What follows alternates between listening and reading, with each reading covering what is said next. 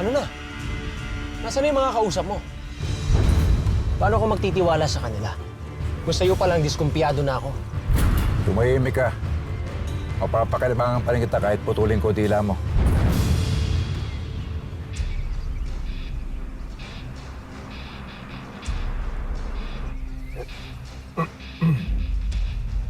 Andiyan na sila.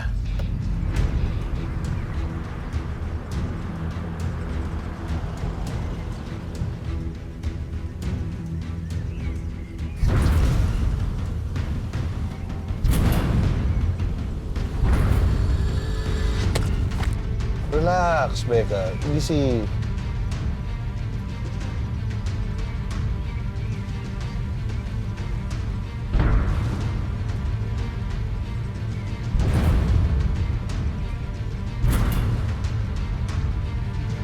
Sana lang hindi ko pagsisihan ang plano mo.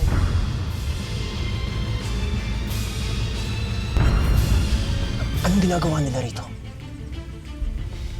Iniligtas mo ako sa mga buwang na yan. Tapos sila yung tinutukoy mo na kakampi natin.